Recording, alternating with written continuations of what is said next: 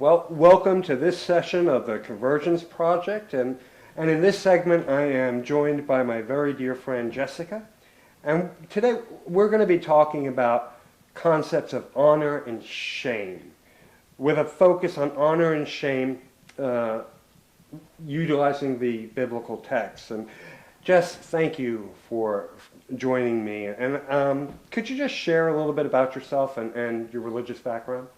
Sure. I am going to be 30 years old this month. I was raised by my parents in a Roman Catholic church, baptized, First Communion, confirmation, all that good stuff. Luckily, I've been a recovering Catholic for about the last 16 years of my life. And I started coming to MCC when I was about 14 with my mom and Barb when they first met. And was kind of raised the rest of the way here. And probably about as polar opposite as you can get from the thinking of the Catholic Church or the teachings of the Catholic Church, but much more in line with what I think and believe and feel would be closer to what Jesus taught and said. And you're a mom of a year now? Almost. He's going to be 9 months. Oh my goodness, he's going to be 9 months old this month, and it's gone so fast. And he's getting big. He is. He's going to be walking, I think, by Christmas. And we got to get Danny at one point to put Absolutely. him on. I don't know how Danny is on film.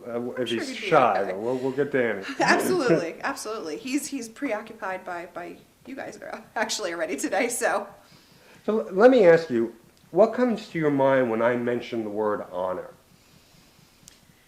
Thinking back to my Catholic roots, immediately I go to honor thy mother and thy father, which was probably, I think, my mom's favorite commandment to repeat back to me when I was growing up, and I would talk back, and she would say, "Don't forget, honor your mother and your father." I said, "Yeah, but it says honor. It doesn't say anything about listening to them." But that is probably the first and foremost thing that comes to my mind. How about shame? Shame, I would say in the Catholic Church, they're pretty big on shame. There are a lot of things that you could feel shame for, whether it's, anything from taking birth control pills to even thinking about being sexually active before you're married, to your, sexual preference or your gender identity.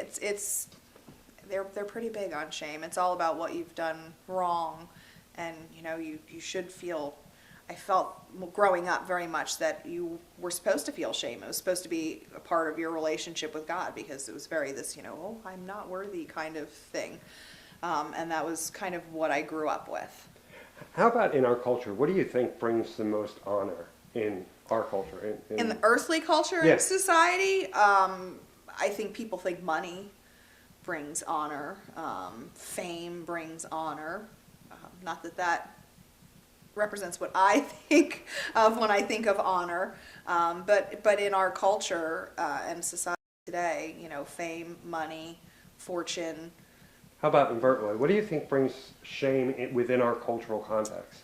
In the age of reality TV, there's not too much that can bring shame on a person anymore. I mean, really, you have to do something pretty crazy and out there to have it be viewed as shameful, when you have your Lindsay Lohan's and Miley Cyrus's, being put on a pedestal by little girls. That we've pushed the... Yes, it's... Now, as a heterosexual member of a predominantly LGBT faith community, have you ever been made to feel shame by other Christians who are not as accepting as of LGBT persons? Yeah, I'm in my day-to-day life, not so much. In my work, my volunteering with Silent Witnesses, we're not supposed to engage, but sometimes you just can't help yourself. And I've had conversations, and it's assumed automatically that I am a lesbian or bisexual or something like that. And why don't you tell us a little bit about Silent Witnesses? Silent Witnesses is a nonprofit group. And we provide a spiritual, non-confrontational barrier. Generally, our presence is seen most at pride festivals or other LGBT rallies, where there is a good chance of very conservative Christian protesters being there and verbally harassing the attendees of either the festival or whatever the rally is. So we stand there with our rainbow umbrellas and we create a physical barrier, and we are called silent witnesses for a reason. We're not supposed to engage with the protesters.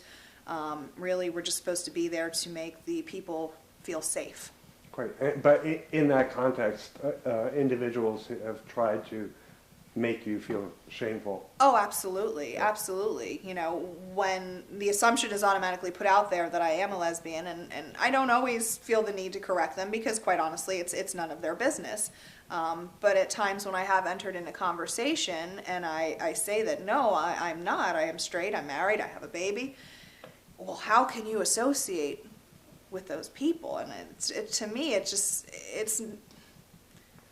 not something I ever really think about. You're my brothers and sisters in Christ. You're people who I've been raised with. You're people who have been spiritual role models to me, and it makes no difference to me who you love. And I think they try to impose a feeling of shame, but when there's nothing to feel shame for, I find it very hard to take that on and accept it, and it more just makes them seem ridiculous to me and you know, very naive about the values that Jesus really supported. If you could say one thing to the larger church, especially to those individuals who have tried to confront you at various pride events and so on, what would you say in regard to the issue of honor and shame?